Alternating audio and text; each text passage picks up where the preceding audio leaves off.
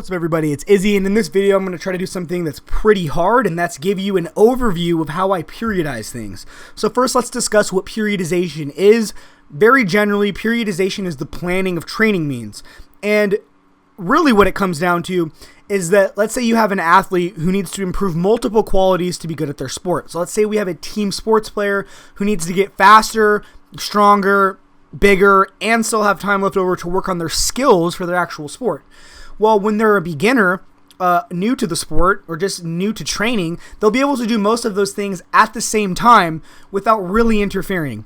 However, as they become more and more advanced as an athlete, it becomes impossible to improve all of those qualities simultaneously because the volumes necessary to cause further progress become so large that if you tried to use those volumes for everything that they need to improve on at the same time, they can no longer recover.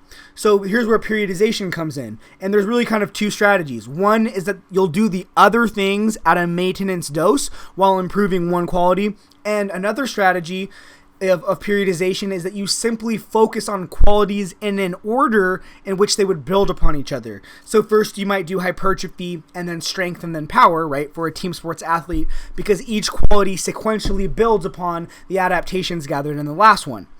Now, in my opinion, you should use the least complex form of periodization possible for your given level of training advancement, because the reason why is that if you can improve quality simultaneously and the volumes are not prohibitive, you might as well do that because you're going to see faster progress, of course, if you're checking every box, right? So in powerlifting, there's not that many things that you need to focus on.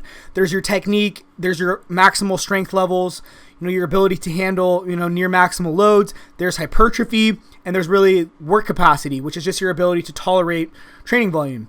And these things all need to be improved at various points in your training cycle. However, as a novice, generally speaking, you can improve all of these qualities at once on most of the basic novice programs, which just have you doing, like, let's say, multiple sets of 5 3 times per week. At that level, you're still unadapted enough that a bunch of sets of 5 are going to make you bigger, stronger, and the frequency will help you improve with your technique. Now, as you become an intermediate lifter, a little bit more of a periodized approach not only works better, but also becomes a bit necessary. So intermediates are probably not going to see the same level of hypertrophic response to nothing but sets of 5. However, at the same time, they're not so advanced that they need, let's say, 6 weeks of nothing but purely hypertrophy work with none of the competition movements. For an intermediate, what I've found that works best and how I periodize for most intermediates is that I will have them using nonlinear forms of periodization where they work on strength and hypertrophy at the same time. So let's say I have somebody squatting twice per week. One of those days might be sets of 7 to 9 reps, where the other day is more of a strength day with sets of 3 to 5. And this way they're both building hypertrophy and strength simultaneously, and those qualities become additive throughout the training cycle. So this is a very common way to program for powerlifting, right? Where you have, let's say, the main barbells work first, and then afterwards you do accessories. And this is another really valid approach that I use for intermediates that works extremely well. They do the main lifts, for more of their strength work, and then afterwards we'll do longer range of motion accessory work to continue to improve their levels of hypertrophy, their levels of muscularity, and bring them closer to the weight that is appropriate for their height, because most intermediates are underweight, and that's why they're intermediates, right? However, when you get to advanced athletes, these strategies stop being quite so effective, and the reason why is because advanced athletes need volumes that are so large that it becomes very difficult to improve hypertrophy, technique, and strength at the same time, right? For an advanced athlete to get a, temporary boost in technique and lift a little bit more, they might need to hit the competition lift 3, 4, 5 times a week.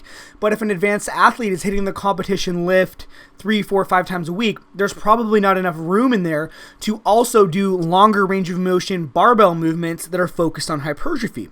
So the solution for the advanced athlete is really training blocks.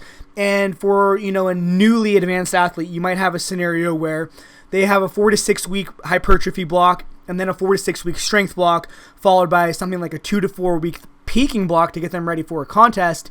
And all of that would just, depend on how big the athlete is and what level of, what peaking strategy that they currently respond to the best. And a lot of that has to do with how they're currently training, the size of the athlete, and things that are outside of the scope of this video. But the point that I wanted to make is that the dedicated blocks are necessary for these athletes, because they just won't be able to progress at all of these qualities simultaneously anymore. Now, how do you manage this then? Personally, I don't work with any athletes that are so advanced that even in the deepest part of their offseason that I have them doing zero competition work. Some people do that, where they'll start with, say, beltless high bar squats, and then over the weeks go to belted high bar, beltless low bar with belt, and low bar with wraps or something like that. But for my athletes, what I generally prefer to do is, if they're far away from a meet, I'll have them doing the competition movements at moderate intensities, almost at a maintenance dose, so they simply do not lose their competition-specific adaptations. But the vast majority of their work will be with longer range of motion movements and movements that target that athlete's particular weaknesses. So if somebody has a problem with their quads, they'll be doing a lot of narrow stance, high bar, front squats, and maybe even things like leg press for accessories, and they'll only competition squat once per week. However, as we get closer to their contest and we move into a strength block, that number will increase to something like 2 to 3 times per week, with the accessories and secondary movements becoming a little bit more specific. And then as we get into an actual competition block where, we need to peak the athlete in that 2 to 4 week window, again, depending on the size of the athlete and the other factors I already mentioned, that's when they'll be doing their maximum amount of frequency. Say the competition lifts as high as 3, 4, 5 times per week to get those last bit of technique gains and those competition specific adaptations that really only occur at the highest possible frequencies. Now, keep in mind that this strategy is really only necessary for advanced athletes, but it is, in fact, necessary for advanced athletes. And what I see a lot of the times with people who reach that advanced stage, they're newly advanced athletes, is that some of the things that worked so well for them in the intermediate phase start to be detrimental. And one really big example of this is doing nothing but the competition movements too frequently. And they'll get into these issues where they have repetitive use injuries, or they simply never fully recover from the contests that they're doing. And it's because they simply don't periodize the amount and the frequency that they're doing their competition lifts, and this becomes one of the reasons that they stagnate. Now, of course, not everybody periodizes the same way as me, but I just wanted to give you guys an example of how I do things, and that's kind of how it breaks down. So I try to use as concurrent of methods as I can. In other words, if a novice comes to me, I'm going to get them to try and use a program that aims to improve strength, hypertrophy, and technique simultaneously. With an intermediate, the same deal. If I can get them on a program that's getting them bigger and stronger at the same time, that's absolutely what I will do.